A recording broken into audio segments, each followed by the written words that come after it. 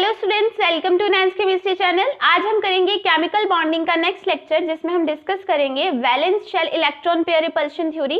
Second हम discuss करेंगे electronegativity का हमारे मॉलिक्यूल्स की शेप के ऊपर क्या इफेक्ट पड़ता है, और लास्ट में हम इसकी लिमिटेशंस को देखेंगे। तो सबसे पहले, जैसे नेम से इंडिकेट हो रहा है कि हमारे वैलेंस शेल के इलेक्ट्रॉन पेयर्स में रिपल्शंस के बारे में डिस्कस किया है इसने। तो सबसे पहले ये हमारी जो थ्योरी है वो दी थी गिल्स्पीज एंड नायहॉल ने इन 1957। उन्होंने क्या बोला था, हमारे जो lone pairs and bond pairs होते हैं उनमें रिपल्शंस डिफरेंट टाइप की होती हैं। मतलब सबसे ज्यादा जो हमारी रिपल्शंस होती हैं वो लोन पेयर और लोन पेयर के बीच में होती हैं, फिर हमारी lone pair and bond pair के बीच में, और एंड में हमारी आती है bond pair and bond pair के बीच में रिपल्शन मिनिमम होती है। अब लोन पेयर बॉन्ड पेयर तो आपको पता है, लोन पेयर जो हमारे बॉन्डिंग में पार्टिसिपेट नहीं करते, बॉन्ड पेयर जो हमारे बॉन्डिंग में पार्टिसिपेट करते हैं। वो वैलेंस शेल के इलेक्ट्रॉन बॉन्डिंग में पार्टिसिपेट करें उनको हम बॉन्ड पेयर्स बोलेंगे, जो पार्टिसिपेट नहीं करते उनको हम लोन पेयर्स बोलेंगे। ये जो हमारे लोन पेयर्स होते हैं ना, ये ना घूमते रहते हैं, ठीक है, इस टाइप से घूमते रहते हैं, क्योंकि इसको सिर्फ एक ही न्यूक्लियस होल्ड करके रखा हुआ है, लेकिन हमारे जो बॉन्ड पेयर्स हैं उनको दो न्यूक्लियस ने होल्ड करके रखा है, ठीक है। तो लोन पेयर्स की वजह से जो रिपल्शंस होती हैं वो ज्यादा इसीलिए आती हैं क्योंकि एक ही न्यूक्लियस ने होल्ड करके रखा है और ये घूमते रहते हैं। समझ में आई बात? अब इन लोन पेयर्स की वजह से जो हमारी रेगुलर ज्योमेट्री होती है मॉलिक्यूल की, उसमें डिस्टॉर्शन आ जाती है, जिसको हम इरेगुलर ज्योमेट्री भी बोलते हैं या डिस्टॉर्टेड ज्योमेट्री भी बोलते हैं। क्या होता है, अगर हमारे मॉलिक्यूल में सिर्फ बॉन्ड पेयर्स हैं तब तो हमारी जो ज्योमेट्री होगी वो रेगुलर होगी, ठीक है, जो हम अभी तक पढ़ते आ रहे हैं।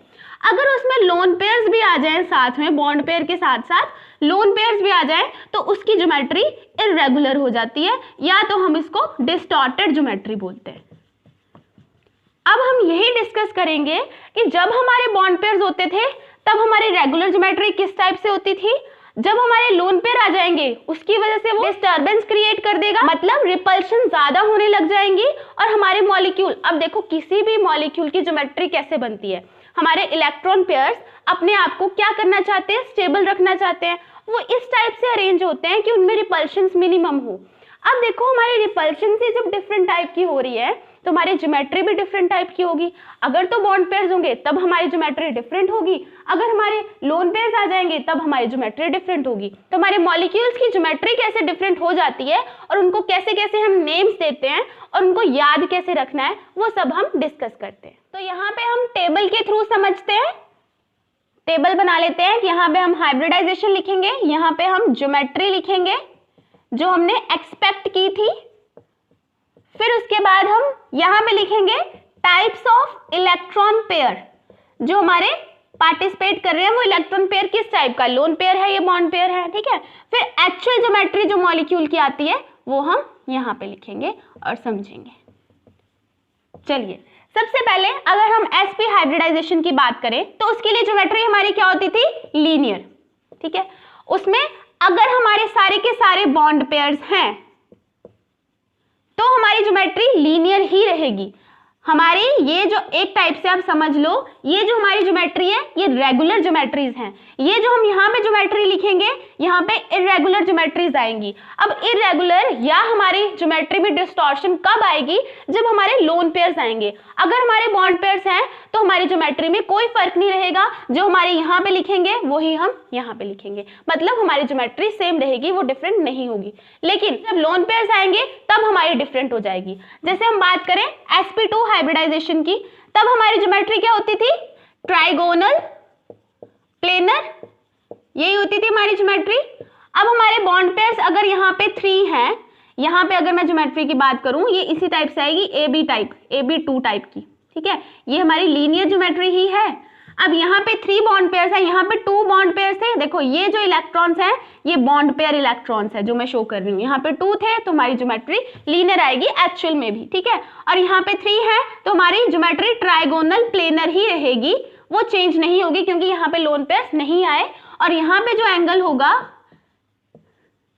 AB3 टाइप के मॉलिक्यूल में, सभी में जो एंगल आएगा वो 120 डिग्री आएगा, समझ गए। लेकिन अगर यहाँ पे मैं बोल लूं 2 बॉन्ड पेयर्स हैं लेकिन एक लोन पेयर आ गया है, ठीक है।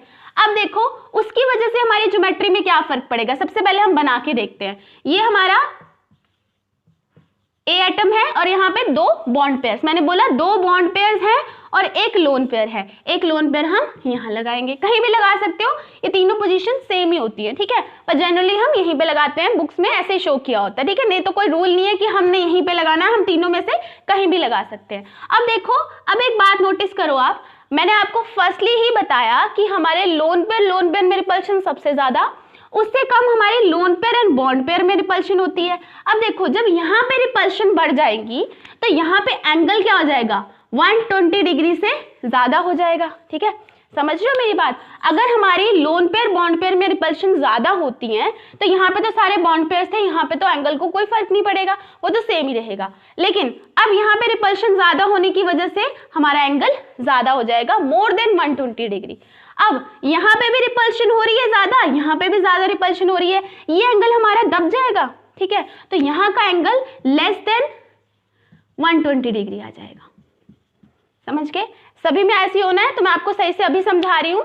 हमारे लोन पेयर बॉन्ड पेयर में रिपल्शन ज्यादा होने की वजह से यहाँ पे एंगल बढ़ जाएगा, ठीक है, और यहाँ का एंगल कम क्यों हुआ, यहाँ पे एंगल बढ़ेगा, ये दोनों बॉन्ड हमारी दब जाएंगे और हमारा एंगल कम हो जाएगा। समझ गए। अब अगर हम बात करें sp3 हाइब्रिडाइजेशन की, यहाँ पे हमारी जो ज्योमेट्री होती थी क्या होती थी, टेट्राहेड्रल। अगर तो हमारे 4 के 4 बॉन्ड पेयर्स हैं तब तो हमारी ज्योमेट्री में कोई फर्क नहीं पड़ेगा, वो टेट्राहेड्रल ही रहेगी। और हम उसको कैसे बनाते थे, इस टाइप से, ठीक है, और इनमें एंगल कितना होता था सब में, 109 डिग्री 0.28 मिनट्स, ठीक है, समझ गए। यहाँ पे ज्योमेट्री वैसी की वैसी रहेगी, यहाँ पे कोई चेंज नहीं होगा।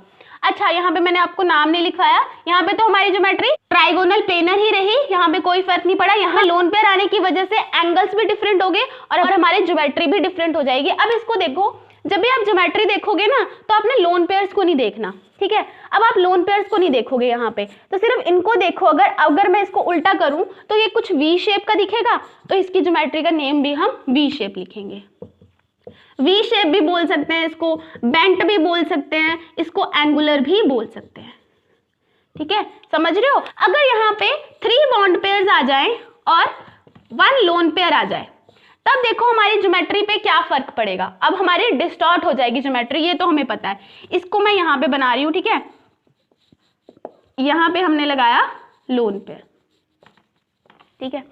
अब अगर हम बात करें एंगल की, अब आपको पता है यहाँ पे एंगल कैसे चेंज होगा, ये जो एंगल होगा वो मोर देन 109 डिग्री होगा और ये जो एंगल्स हो जाएंगे हमारे वो लेस देन 109 डिग्री होंगे। क्यों होंगे ये सब पता है, क्योंकि यहाँ पे रिपल्शन ज्यादा, उसकी वजह से ये एंगल दब जाएगा, यहाँ पे एंगल बढ़ जाएंगे और ये एंगल हमारे कम हो जाएंगे। लेस देन, आप ऐसे लिख सकते हो, less than 109 degree and more than 109 degree 0.28 minute, ठीक है। तो आप फिर से देखो, हमारे लोन पेयर्स को नहीं आपने देखना, तो एक पिरामिड टाइप का लग रहा है ये, है ना, पिरामिड टाइप का लग रहा है ना आपको ये, ठीक है, तो इसकी शेप हो जाएगी पिरामिडल। समझ गए।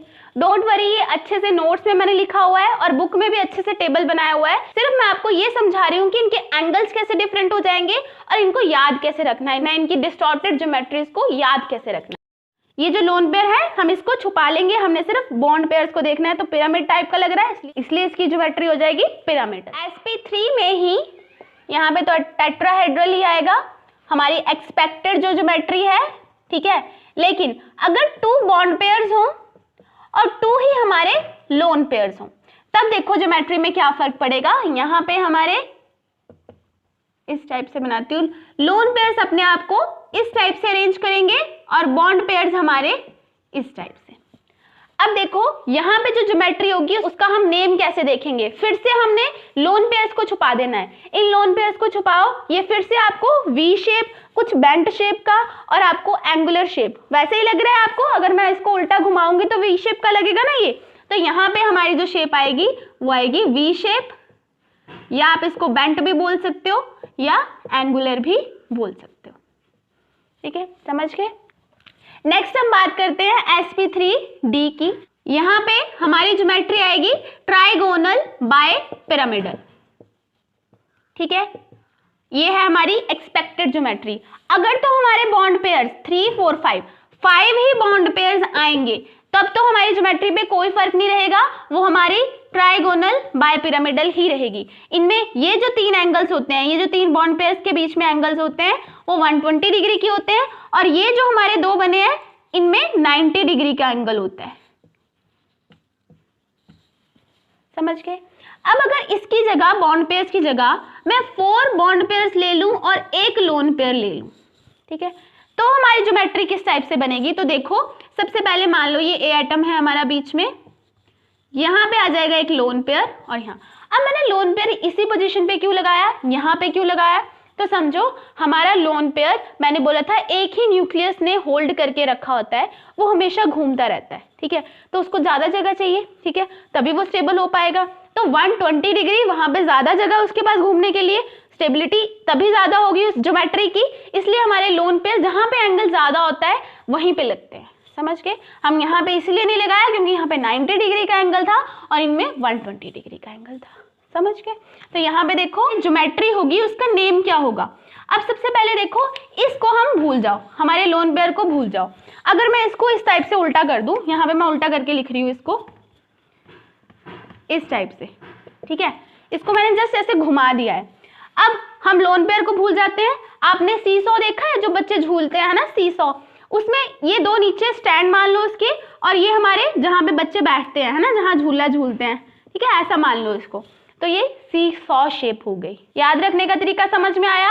आपने क्या करना है, इसको भूल जाना है और इस टाइप से देखना है, ये सीसॉ शेप का है, ठीक है। सीसॉ देखा है ना आपने, समझ रहे हो ना, जो बच्चे झूला झूलते हैं ना, सीसॉ बोलते हैं जिसको आप, है ना, वही है ये। तो ये जो हमारी शेप आ जाएगी वो आ जाएगी सीसॉ शेप। में अगर हम 3 बॉन्ड पेयर लेते हैं और 2 लोन पेयर लेते हैं, ठीक है, तब हमारी शेप में क्या डिफरेंस आएगा? देखो ट्राइगोनल बाइपिरामिडल है तो ये सब तो होगा ही, ठीक है। अब 2 हमारे लोन पेयर्स हैं, लोन पेयर्स को ज्यादा जगह देंगे हम, तो हमारे यहाँ पे आएंगे, और हमारे 3 बॉन्ड पेयर्स इस टाइप से। अब फिर से हमारे लोन पेयर्स को भूल जाओ आप, ये हमारी टी शेप लग रही है ना, इसको ऐसे घुमा के देखोगे तो ये टी शेप है, तो इस ज्योमेट्री को हम टी शेप भी बोल सकते हैं। समझ गए? अब अगर बात करें, यहाँ पे 2 बॉन्ड पेयर्स ले लो प्लस 3 लोन पेयर्स ले लो, ठीक है। अब फिर से हम लोन पेयर्स को ज्यादा जगह देंगे, बॉन्ड पेयर्स को हम 90 डिग्री एंगल पे भी रख सकते हैं। अब देखो यहाँ पे हमने ज्योमेट्री फाइंड आउट करनी है फिर से डिस्टॉर्टेड वाली, क्योंकि हम एक्सपेक्टेड तो हमारी ये है, लेकिन अब लोन पेयर आने की वजह से हमारी ज्योमेट्री इरेगुलर हो गई है, अब उसका नेम भी डिफरेंट होता है। अब हमने फिर से लोन पेयर्स को भूल जाना है, ठीक है, लोन पेयर्स को भूल जाना है जब हमने देखना है। याद रखने का तरीका बता रही हूँ, और यहाँ पे सिर्फ हमने बॉन्ड पेयर्स को देखना है। ये क्या है? लीनियर शेप है। लीनियर मॉलिक्यूल्स की ऐसी तो शेप होती है, इस तरह से 180 डिग्री का एंगल होता है उनमें, ठीक है, तो यहाँ पे भी हम शेप को लिखेंगे लीनियर। ये सब आपको चार्ट एज इट इज याद रखना है, ये बहुत इजी है याद करना, बस आपने लोन पेयर को भूलते जाना है और शेप्स को याद करते जाना है। अब अगर हम sp3 एंड d2 की बात करें तो हमारी एक्सपेक्टेड शेप क्या होती है? ऑक्टाहेड्रल। 6 है ना, ये 3 4 5 6 है ना ऑक्टाहेड्रल। अब अगर तो हमारे 6 के 6 बॉन्ड पेयर्स हैं तब तो हमारी शेप सेम रहेगी, ऑक्टाहेड्रल ही, ठीक है। और ऑक्टाहेड्रल को हम कैसे बनाते हैं? इस टाइप से। सभी के बीच में एंगल कितना होता है? 90 डिग्री का। इन सभी के बीच में एक दूसरे से ये 90 डिग्री के एंगल पे होते हैं। लेकिन अगर 5 बॉन्ड पेयर्स में लाऊं और 1 लोन पेयर आ जाए यहाँ पे, तब हमारी ज्योमेट्री पे देखो क्या फर्क पड़ेगा। अब 1 लोन पेयर, अब सभी हमारे 90 डिग्री के, अब हमें कोई फंडा नहीं है, हम कहीं भी लगा सकते हैं, तो हम यहाँ पे लगा देंगे इस टाइप से, ठीक है। अब इसको ध्यान से देखो, हमने लोन पेयर को भूल जाना है, ठीक है। अगर मैं इसको उल्टा कर दूं इस टाइप से, ठीक है, वैसे इमेजिन करना है पिरामिड को। यहाँ पे देखो इस टाइप से एक पिरामिड सा बन रहा है, स्क्वायर पिरामिडल, ठीक है, समझ गए? ये स्क्वायर और ये पिरामिड बन रहा है तो पिरामिडल, तो इस ज्योमेट्री का नाम भी हो जाएगा स्क्वायर पिरामिडल। आगे समझ में? अब अगर हमारे 4 बॉन्ड पेयर्स हों और हमारे 2 लोन पेयर्स हों, तब क्या होगा? तब हमारे लोन पेयर दोनों इस टाइप से लग जाएंगे और हमारे बॉन्ड पेयर इस टाइप से। तब फिर से अब आप लोन पेयर्स को भूल जाओ, इन दोनों लोन पेयर्स को भूल जाओ। इनमें देखो ये स्क्वायर बन रहा है, ठीक है, तो इसकी ज्योमेट्री का नाम स्क्वायर प्लेनर हो जाएगा।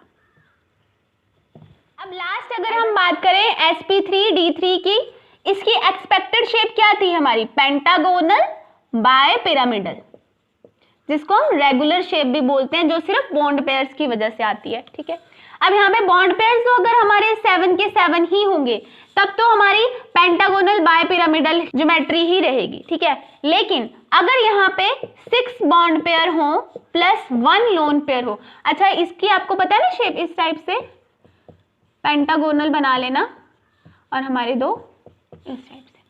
ठीक है, ये जो हमारे होते हैं इनमें जो एंगल होता है वो 90 डिग्री का होता है, बाकी सभी में एक दूसरे से जो एंगल होता है वो होता है 72 डिग्री का। ठीक है, सिर्फ ये जो हमारे एक ऊपर एक नीचे है यही हमारे 90 डिग्री के, बाकी सब में एंगल जो होता है वो 72 डिग्री का होता है। ओके, अब अगर 6 बॉन्ड पेयर है, एक लोन पेयर है, तो लोन पेयर कहाँ लगाओगे, जहां पे एंगल ज्यादा है, तो लगा दो एक लोन पेयर।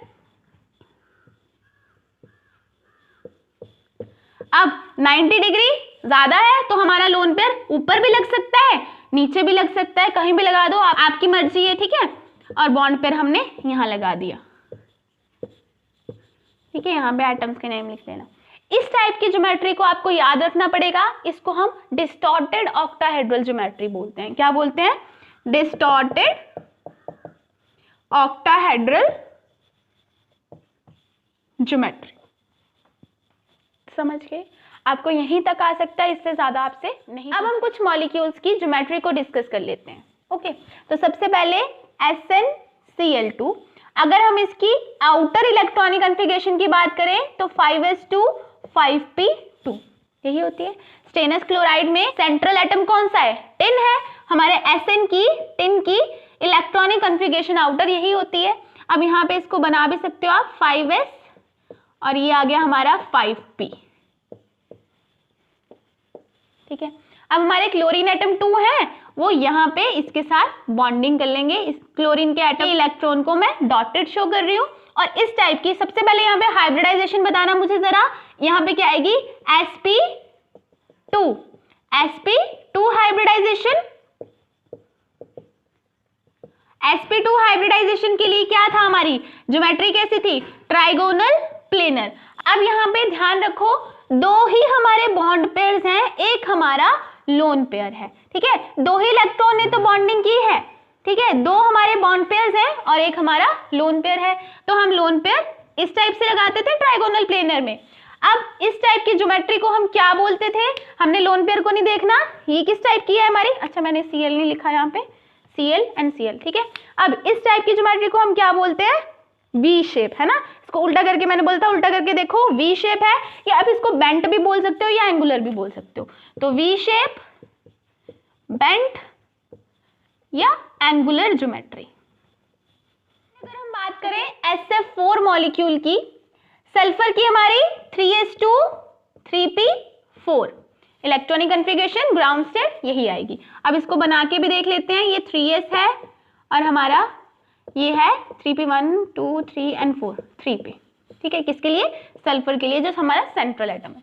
अब देखो हमारे फ्लोरीन कितने हैं, 4 हैं, लेकिन यहाँ पे हमारे 2 ही अनपेयर्ड इलेक्ट्रॉन है, तो हमें एक्साइटेड स्टेट बनानी पड़ेगी सल्फर की।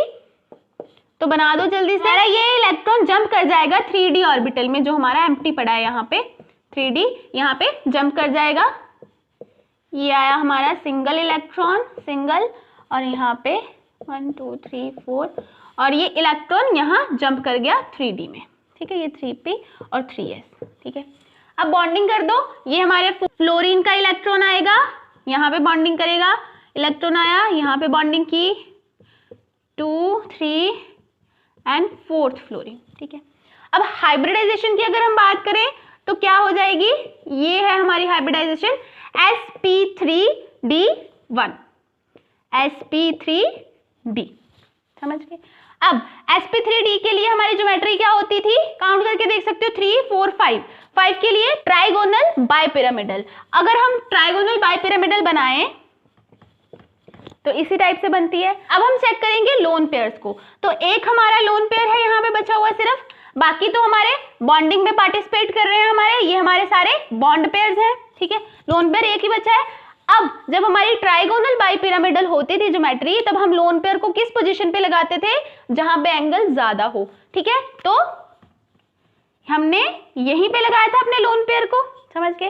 अब इसकी ज्योमेट्री बताओ मुझे जरा, लोन पेयर को भूल जाओ, ये वही हमारा सीसो आ गया, इसको उल्टा घुमा के देखो, ये सीसो है हमारा, सीसो ही है ना, समझ गए, तो लिख लो इसको सीसो ज्योमेट्री। टाइप से आप नंबर ऑफ मॉलिक्यूल्स में ज्योमेट्री को फाइंड आउट कर सकते हो। अब आयंस में भी देख लेते हैं हम कैसे ज्योमेट्री फाइंड आउट कर सकते हैं। जैसे BF4 नेगेटिव, अगर इसकी इलेक्ट्रॉनिक कॉन्फ़िगरेशन की बात करें ग्राउंड स्टेट, तो क्या आ जाएगी हमारी 2s2 2p1, यही होती है, समझ गए। तो बोरोन की अब बना लो, 2s2 बना ली हमने और 2p1, ठीक है। अब हमारे फ्लोरीन 4 है, तो हमें क्या करना पड़ेगा, यहाँ पे तो अनपेड इलेक्ट्रॉन एक ही है, तो हमें एक्साइटेशन करवानी पड़ेगी। तो बोरोन की एक्साइटेड स्टेट बनाओ जल्दी से, ये 2s हमारा और ये 2p हमारा, ठीक है, ये इलेक्ट्रॉन यहाँ गया। अब ध्यान से देखो, अभी भी हमारे पास एक इलेक्ट्रॉन कम है, ठीक है, क्योंकि हमने एक्साइटेशन भी करवा दी, फिर भी हमारे पास इलेक्ट्रॉन्स पूरे नहीं है, हमारे अनपेड इलेक्ट्रॉन 3 ही है यहाँ पे। इसका मतलब यहाँ पे फोर्थ कौन सी बॉन्ड बनी होगी? कोऑर्डिनेट बॉन्ड बनी होगी। हमारे फ्लोरीन एटम ने 2 इलेक्ट्रॉन इसके एम्प्टी ऑर्बिटल में डोनेट किए होंगे, समझ गए। अगर इसके स्ट्रक्चर की बात करें तो हमारा इस टाइप से बनता है, अगर आपको याद हो, आपने पढ़ा हो कभी, ये जो हमारा फ्लोरीन एटम है ये कोऑर्डिनेट बॉन्ड बनाता है यहाँ पे, समझ गए। अब देखो यहाँ पे क्या होगा, ये आ गया हमारा फ्लोरीन एटम का एक इलेक्ट्रॉन, ये फ्लोरीन एटम का दूसरा इलेक्ट्रॉन, ये थर्ड इलेक्ट्रॉन, और यहाँ पे हमारे फ्लोरीन एटम ने कोऑर्डिनेट बॉन्ड बनाई है अपने 2 इलेक्ट्रॉन इसके एम्प्टी ऑर्बिटल में डोनेट करके, समझ गए। इस टाइप से यहाँ पे बॉन्डिंग हुई है। अब देखो सबसे पहले तो हाइब्रिडाइजेशन देख लेते हैं हम, sp3। अब देखो यहाँ पे कोई लोन पेयर है, यहाँ पे तो कोई लोन पेयर नहीं बचा, सभी ने बॉन्डिंग की हुई है, ठीक है। तो यहाँ पे जो ज्योमेट्री होगी वो डिस्टॉर्ट नहीं होगी। तो BF4 की जो ज्योमेट्री होती है वो होती है टेट्राहेड्रल, यहाँ पे नेगेटिव लगा लेना, टेट्राहेड्रल ज्योमेट्री, ठीक है। यहाँ पे चेंज क्यों नहीं हुई? क्योंकि यहाँ पे लोन पेयर आया ही नहीं। जब हमारे लोन पेयर आते ही नहीं है तो हमारी ज्योमेट्री रेगुलर ही रहती है, इररेगुलर या डिस्टॉर्ट ज्योमेट्री नहीं होती। अब एक और आयन के बारे में डिस्कस कर लेते हैं। अगर हम यहाँ पे देखें, फॉस्फोरस की आउटर इलेक्ट्रॉनिक कॉन्फ़िगरेशन क्या होगी हमारी, 3s2 and 3p3, ओके। अब बना भी लेते हैं इसको जल्दी से, 3s ये फॉस्फोरस है, 2 और 3p 3p। अब लेकिन हमारे जो फ्लोरीन एटम है वो यहाँ पे कितने हैं, 6। इसका मतलब इसके जो 3d ऑर्बिटल है, 3d ऑर्बिटल में एक्साइटेशन हुई होगी इलेक्ट्रॉन्स की, तो एक्साइटेड करवा दो, हमारी एक्साइटेड स्टेट बनाओ। 3s में एक ही इलेक्ट्रॉन, 3p में हमारे सिंगली फिल्ड रह जाएंगे ये, और हमारे 3d में एक इलेक्ट्रॉन आ जाएगा, ठीक है, जो 3s का हमारा एक्साइट होके यहाँ पे शिफ्ट हुआ है। अब देखो अभी भी यहाँ पे काउंट करो, 1 2 3 4 5 इलेक्ट्रॉन्स है, लेकिन हमारे फ्लोरीन एटम 6 है। इसका मतलब फ्लोरीन एटम ने यहाँ पे फिर से एक हमारी कोऑर्डिनेट बॉन्ड बनाई है। तो हमारा एक फ्लोरीन एटम यहाँ लग जाएगा, सेकेंड, थर्ड, फोर्थ, फिफ्थ, और हमारा जो 6th वाला फ्लोरीन एटम है उसने अपने दोनों इलेक्ट्रॉन यहाँ पे डोनेट करके कोऑर्डिनेट बॉन्ड बनाई है, समझ गए। अब यहाँ पे हाइब्रिडाइजेशन अगर आपसे कोई पूछ ले तो क्या बोलोगे, sp, देखो s का एक हमारा, तो यहाँ पे s, p के यहाँ पे 3 ऑर्बिटल यूज हुए हैं और d के यहाँ पे 2, sp3d2। अगर इसके लिए मैं आपको ज्योमेट्री फाइंड आउट करने के लिए बोलूं तो क्या होती है, देखो 3 4 5 6 के लिए ऑक्टाहेड्रल ज्योमेट्री। अब यहाँ पे लोन पेयर्स हैं, आपको कोई दिख रहे हैं लोन पेयर्स? नहीं, सभी के सभी इलेक्ट्रॉन्स ने बॉन्डिंग में पार्टिसिपेट किया है, समझ रहे हो। तो यहाँ पे कोई भी हमारा लोन पेयर ना होने की वजह से हमारी ज्योमेट्री जो रेगुलर ज्योमेट्री है वैसे ही रहेगी। हमारी ज्योमेट्री क्या आ जाएगी यहाँ पे, PF6 ऑक्टाहेड्रल ज्योमेट्री, यहाँ पे नेगेटिव, समझ गए? हमारी इलेक्ट्रोनेगेटिविटी का हमारे मॉलिक्यूल्स की ज्योमेट्री पे या शेप पे क्या इफेक्ट पड़ता है वो हम देखते हैं। सबसे पहले अगर ये हमारे सेंट्रल एटम है, ये हमारे सराउंडिंग एटम है, मान लो अगर हमारे सराउंडिंग एटम्स की इलेक्ट्रोनेगेटिविटी हमारे सेंट्रल एटम से ज्यादा है, ठीक है, सराउंडिंग एटम्स की इलेक्ट्रोनेगेटिविटी सेंट्रल एटम से ज्यादा है, तब क्या होगा? तब हमारा जो बॉन्ड एंगल है वो डिक्रीज हो जाएगा। क्या होगा? बॉन्ड एंगल डिक्रीज हो जाएगा। समझो कि क्यों होगा। अगर इसकी इलेक्ट्रोनेगेटिविटी ज्यादा है इससे, ठीक है, इन दोनों की ज्यादा है, तो ये क्या करेगा? इलेक्ट्रोनेगेटिविटी क्या होती है? इलेक्ट्रॉन पेयर्स को अपनी तरफ अट्रैक्ट करने की टेंडेंसी। अब ये क्या करेगा? इलेक्ट्रॉन पेयर्स को अपनी तरफ अट्रैक्ट करेगा। ये जो हमारे इलेक्ट्रॉन पेयर्स हैं, मान लो हमारे इस साइड को इस टाइप से शिफ्ट हो जाएंगे, ठीक है, ये मैं इलेक्ट्रॉन पेयर्स बना रही हूँ जस्ट आपको समझाने के लिए, ठीक है, कि ये दोनों इलेक्ट्रॉन पेयर इन दोनों की तरफ शिफ्ट हो जाएंगे। अब उसकी वजह से इन दोनों इलेक्ट्रॉन पेयर्स में डिस्टेंस इंक्रीज हो जाएगा। डिस्टेंस बढ़ने की वजह से हमारी जो रिपल्शन है इनमें वो कम होंगी। अगर वो क्लोज है, मान लो वो क्लोज होते, हमारे जो इलेक्ट्रॉन्स क्लोज होते, तो उनमें जो रिपल्शन होती वो ज्यादा होती, लेकिन अब उनमें डिस्टेंस ज्यादा है। डिस्टेंस ज्यादा होने की वजह से उनमें रिपल्शन इतनी ज्यादा नहीं होंगी, जिसकी वजह से बॉन्ड एंगल हमारा लेस हो जाएगा। समझ गए? यहाँ पे डिस्टेंस, यहाँ लिख देती हूं मैं, डिस्टेंस ज्यादा होने की वजह से रिपल्शन हमारी कम होती हैं।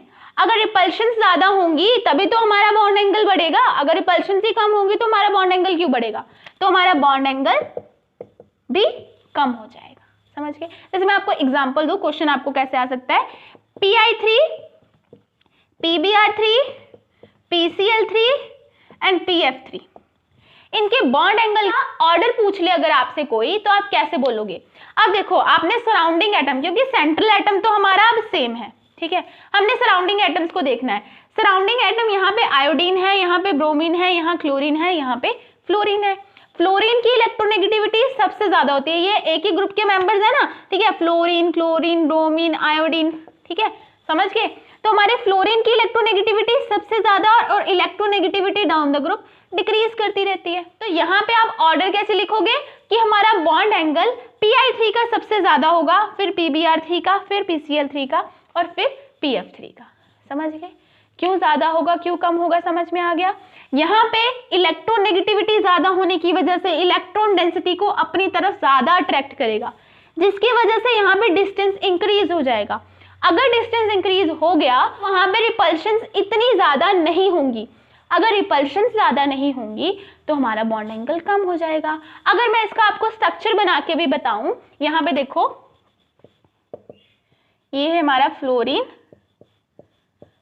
यहाँ पे मैं आपको PCl3 का बता देती हूँ, ठीक है। यहाँ पे इलेक्ट्रोनेगेटिविटी ज्यादा होने की वजह से हमारे ये जो इलेक्ट्रॉन पेयर्स हैं, ये मैं यहाँ पे बना रही हूँ, यहाँ पे इलेक्ट्रोनेगेटिविटी थोड़ी कम होने की वजह से इलेक्ट्रॉन पेयर यहाँ है, ठीक है। अब आप खुद सोचो, दिमाग लगाओ, यहाँ पे डिस्टेंस ज्यादा हो जाएगा, डिस्टेंस ज्यादा, यहाँ पे डिस्टेंस देखो कितना कम है, उसकी वजह से रिपल्शन ज्यादा हो जाएंगी, यहाँ पे बॉन्ड एंगल ज्यादा हो जाएगा, ठीक है, समझ रहे हो? और यहाँ पे डिस्टेंस ज्यादा होने की वजह से बॉन्ड एंगल लेस ही होगा। मैं आपको एक्चुअल बॉन्ड एंगल बताऊं, अगर इनमें जो हमारा बॉन्ड एंगल होता है वो 97 डिग्री होता है, और यहाँ पे जो बॉन्ड एंगल होता है वो 100 डिग्री। समझ के मेरी बात? तो आपको अगर एक और एग्जांपल देती हूं मैं, AS3, ASBr3, हमारा ASCl3। बॉन्ड एंगल सबसे ज्यादा किस में होगा? जिसकी इलेक्ट्रोनेगेटिविटी सराउंडिंग एटम की ज्यादा होगी, क्योंकि उनमें रिपल्शन ज्यादा होंगी। तो इलेक्ट्रोनेगेटिविटी हमारे क्लोरीन की सबसे ज्यादा है, फिर ब्रोमीन की, फिर आयोडीन की।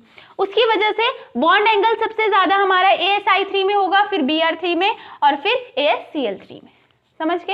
इस टाइप से आप क्वेश्चंस का आंसर दे सकते हैं। अगर हमारी इलेक्ट्रोनेगेटिविटी सेंट्रल एटम की ज्यादा हो, ठीक है, सेंट्रल एटम की इलेक्ट्रोनेगेटिविटी इन दोनों से ज्यादा है, उसकी वजह से क्या होगा? उसकी वजह से सब कुछ उल्टा होगा। अब ये वाले इलेक्ट्रॉन्स को ये अपनी तरफ ज्यादा अट्रैक्ट करेगा, उसकी वजह से यहाँ पे जो डिस्टेंस है वो कम हो जाएगा, उसकी वजह से रिपल्शंस बहुत ज्यादा होनी स्टार्ट हो जाएंगी। अगर रिपल्शन ज्यादा होंगी तो हमारा बॉन्ड एंगल भी बढ़ जाएगा।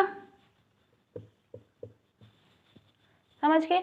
अगर हमारे सराउंडिंग एटम की इलेक्ट्रोनेगेटिविटी ज्यादा होगी तो हमारा बॉन्ड एंगल कम होगा, अगर हमारे सेंट्रल एटम की इलेक्ट्रोनेगेटिविटी ज्यादा होगी तो हमारा बॉन्ड एंगल ज्यादा हो जाएगा। मैंने आपको बता दिया, डायरेक्ट डिस्टेंस का फंडा है।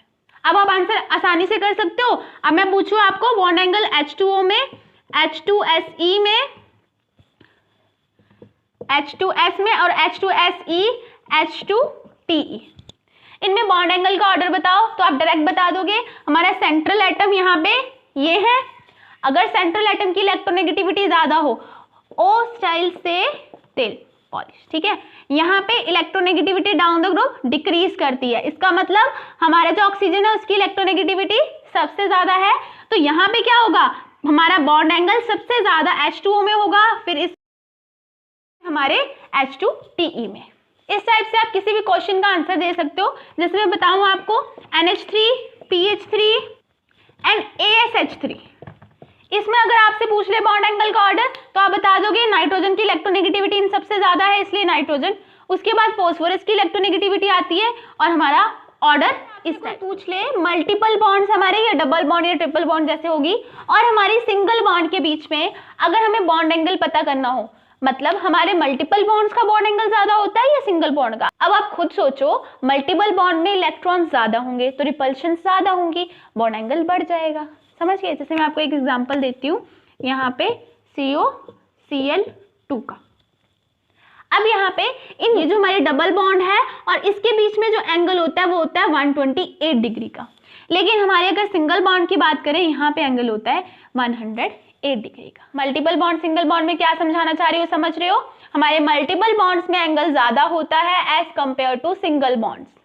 ओके होता है ज्यादा क्योंकि इलेक्ट्रॉन्स उसमें ज्यादा होते हैं, तो रिपल्शन भी। हम लिमिटेशंस को डिस्कस करते हैं, यहाँ पे मैं सिर्फ डिस्कस करूंगी, उसको एग्जाम में प्रॉपर कैसे अटेम्प्ट करना है वो मैंने डिस्क्रिप्शन बॉक्स में नोट्स दिए हैं, वहां पे आप देख सकते हो। तो फर्स्ट लिमिटेशन है इसकी, इसने जो पोलर मॉलिक्यूल्स है उसकी ज्योमेट्री को प्रॉपर एक्सप्लेनेशन नहीं दी। मतलब सबसे पहले यहाँ पे लिख लेते हैं हम, doesn't give proper explanation of geometry of polar molecules, geometry of polar molecules। जैसे अगर हम बात करें हमारे H2O मॉलिक्यूल की शेप क्या होती है, बेंट, जिसको आप वी शेप या एंगुलर शेप भी बोलते हो, ठीक है, लेकिन हमारा Li2O की शेप होती है लीनियर। ऐसा क्यों होता है, इसको एक्सप्लेन नहीं किया उसने। सेकेंड, उसने ट्रांजिशन मेटल कॉम्प्लेक्सेस में बॉन्डिंग कैसे होती है ये नहीं एक्सप्लेन किया। क्या नहीं एक्सप्लेन किया, does not explain bonding in transition metal complexes, bonding in transition metal complexes. Transition metal complexes में बॉन्डिंग कैसे होती है ये valence shell electron pair repulsion theory ने एक्सप्लेन नहीं किया। नेक्स्ट है, इसने हमारे पाई इलेक्ट्रॉन हमेशा अपनी पोजीशन चेंज करते रहते हैं जिसको हम डीलोकलाइजेशन बोलते हैं, उसने डीलोकलाइजेशन ऑफ पाई इलेक्ट्रॉन्स के बारे में भी कुछ एक्सप्लेन नहीं किया। Doesn't explain the delocalization of pi electrons, समझ गए। लास्ट है, हमारे कुछ मॉलिक्यूल्स ऐसे हैं जिनके इलेक्ट्रॉन्स, वैलेंस शेल के इलेक्ट्रॉन्स इनर्ट इलेक्ट्रॉन्स हैं, वो बॉन्डिंग में पार्टिसिपेट नहीं करते। आपने पढ़ा होगा इनर्ट पेयर इफेक्ट, पढ़ा आपने, हमारे जो एस इलेक्ट्रॉन्स होते हैं वैलेंस शेल के ही, एस इलेक्ट्रॉन बॉन्डिंग में पार्टिसिपेट नहीं करते, पढ़ा होगा आपने इनर्ट पेयर इफेक्ट में। इस टाइप के मॉलिक्यूल्स की ज्योमेट्री क्या होती है इसके बारे में इसने कुछ भी एक्सप्लेन नहीं किया है। It doesn't explain about the geometry of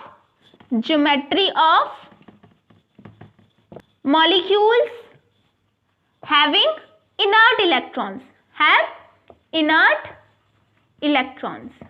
जिनके पास इनर्ट इलेक्ट्रॉन्स है उनकी ज्योमेट्री को भी इसने एक्सप्लेन नहीं किया। तो हमारे 4 रोटेशंस क्या है हमारे valence shell electron pair repulsion theory की। सबसे पहले हमारे पोलर कंपाउंड्स में ज्योमेट्री की एक्सप्लेनेशन अच्छे से नहीं दी। सेकंड, उसने बॉन्डिंग नहीं बताई हमारे ट्रांजिशन मेटल कॉम्प्लेक्सेस में कैसे होती है। Third, delocalization of pi electrons के बारे में इसने कोई बात नहीं की। लास्ट, उसने हमारे मॉलिक्यूल्स, ऐसे मॉलिक्यूल जिनके पास इनर्ट इलेक्ट्रॉन्स है उनकी ज्योमेट्री के बारे में कोई बात नहीं की। तो ये था हमारा आज का लेक्चर। आज के लिए हम इतना करते हैं, नेक्स्ट हम करेंगे मॉलिक्यूलर ऑर्बिटल थ्योरी।